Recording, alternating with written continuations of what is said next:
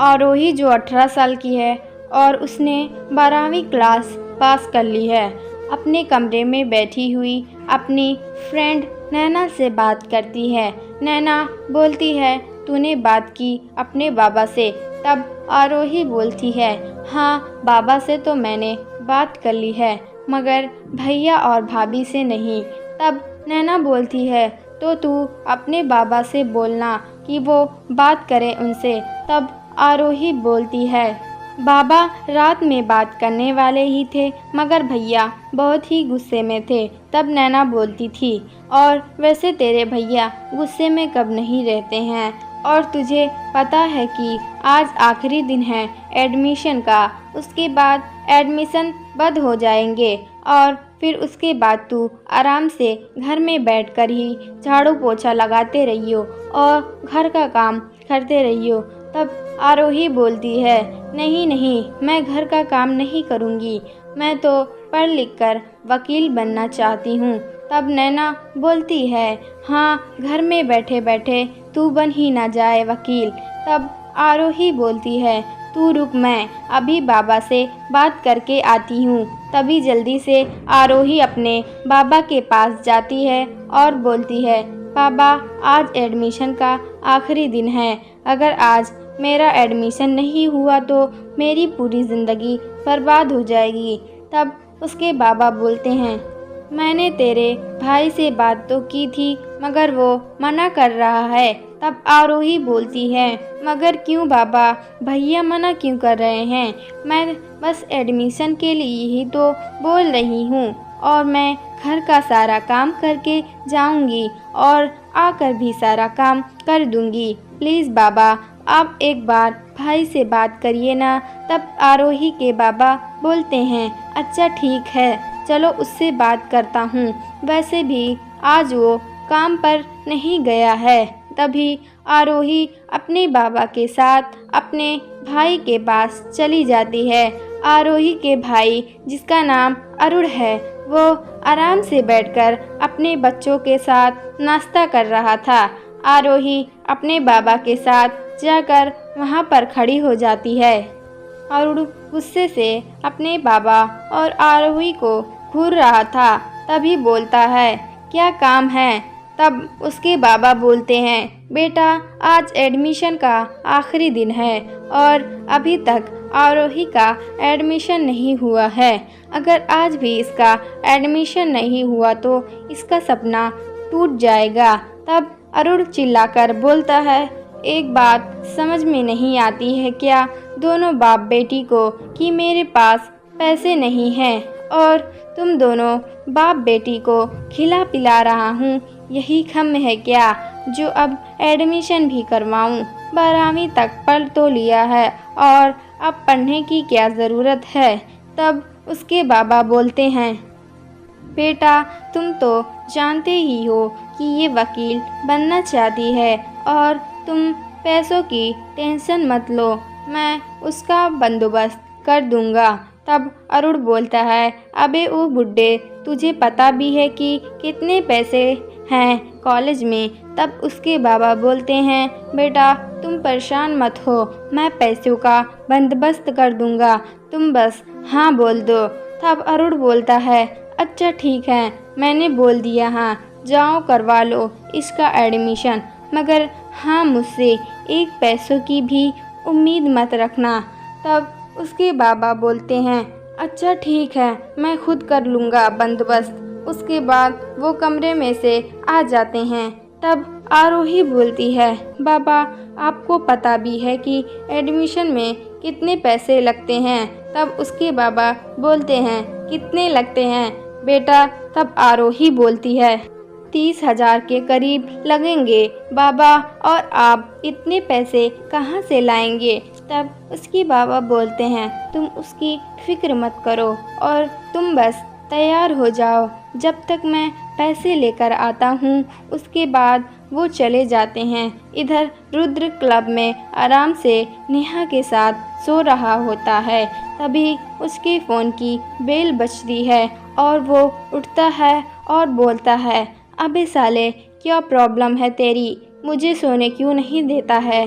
तभी अबीर बोलता है, जो रुद्र का फ्रेंड है, अबे साले तुझे कॉलेज नहीं जाना है क्या, जो अभी तक सो रहा है। तब रुद्र बोलता है, मन तो नहीं कर रहा है जाने का। तब अबीर गुस्से में बोलता है, चुपचाप से उठ जा, समझा, और अपनी उस नेहा को भी उठा दे। उसके बाद अबीर कॉल काट देता है। उधर आरोही बहुत ही परेशान होती है कि उसके बाबा इतने पैसे कहाँ से लाएंगे। तभी नैना बोलती है, बहन सोच बाद में लियो, पहले तैयार हो जा, क्योंकि आखिरी दिन है आज। तब आरोही बोलती हैं, मगर बाबा इतने सारे पैसे कहाँ से लाएंगे, मुझे कुछ भी समझ में नहीं आ रहा है। तब नैना बोलती है, जब तेरे बाबा आ जाएंगे तो खुद ही पूछ क्यों ना कि बाबा आप कहाँ से इतने सारे पैसे लेकर आए हैं। तब आरोही बोलती है, मुझे बिल्कुल भी अच्छा नहीं लग रहा है बाबा से इतने पैसे लेने में। एक तो वो मैं पहले से ही इतने परेशान हैं और ऊपर से मैंने उन्हें और परेशान कर दिया है, अब पता नहीं कहाँ गए होंगे। तब नैना बोलती है, तू कुछ ज़्यादा ही सोचती है, थोड़ा कम सोचा कर, और जब तू पढ़ लिख कर एक वकील बन जाएगी ना, तब वापस कर दियो अपने बाबा को सारे पैसे। तब आरोही बोलती है, मगर मुझे तो वकील बनने में बहुत टाइम लगेगा ना।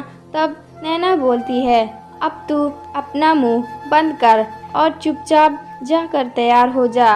उसके बाद आरोही तैयार होने लगती है। 1 घंटे बाद आरोही के बाबा पैसे लेकर आते हैं और आरोही के हाथों में दे देते हैं। इतने सारे पैसे देखकर आरोही चौंक जाती है और बोलती है, बाबा आप इतने सारे पैसे कहाँ से लेकर आए।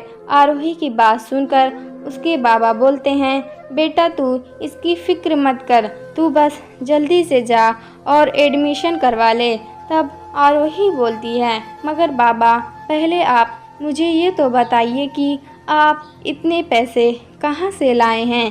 तब उसके बाबा बोलते हैं, बातें बाद में कर लेना, अब जल्दी जाओ वरना देर हो जाएगी। उसके बाद आरोही नैना के साथ चली जाती है। उधर रुद्र उठ जाता है और नेहा को उठा रहा होता है। नेहा उठो, सुबह हो गई है।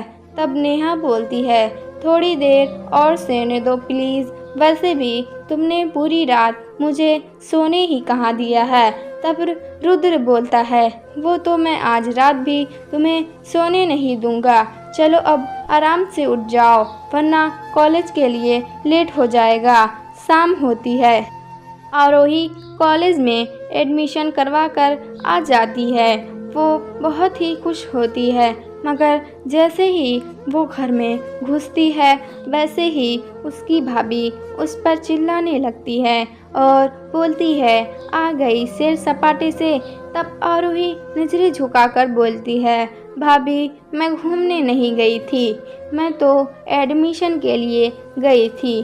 तब उसकी भाभी बोलती है, हाँ जैसे मुझे तो कुछ पता ही नहीं कि इस पढ़ाई की आड़ में तू क्या करना चाहती है। चल अब चुपचाप से जा कर बर्तन धो और खाना बना। तब आरोही बोलती है, भाभी मैं सच बोल रही हूँ, मैं कोई गलत काम करने नहीं गई थी, मैं तो कॉलेज में एडमिशन के लिए गई थी।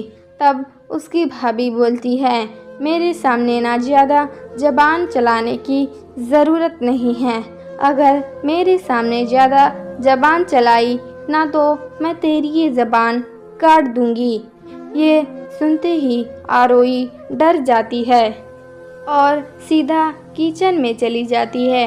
अरे मैंने तो रुद्र के बारे में कुछ बताया ही नहीं, चलो कोई बात नहीं, अब बता देती हूँ। रुद्र का पूरा नाम रुद्र सिंघानिया है और वो एक बहुत ही बड़े बिजनेस टाइकून अनिल सिंघानिया का बेटा है। और रुद्र अपने घर में ज़्यादा नहीं रहता है, वो ज़्यादातर क्लब में रहता है या फिर अपने फार्म हाउस रहता है, क्योंकि उसके अपने घर में घुटन होती है, क्योंकि उसके घर में उसकी सौतेली माँ और उसके बच्चे रहते हैं जिन्हें रुद्र बिल्कुल भी पसंद नहीं करता है और रुद्र तो रुद्र ही है, बिल्कुल खतरनाक, जिससे डर भी डर जाए। रुद्र की निगाह में इंसान के जान की कोई कीमत नहीं है। वो जिसे चाहे जहाँ चाहे मार देता है और कोई भी उसका कुछ नहीं बिगाड़ पाता है। अबीर रुद्र से बोलता है, ओए तेरी बाप की कॉल आई थी, वो तुझे घर बुला रहा है। तब रुद्र मुंह बनाकर बोलता है, और मेरा बाप मुझे घर क्यों बुला रहा है? तब अबीर बोलता है, वो तो तू जाकर अपने बाप से ही पूछ।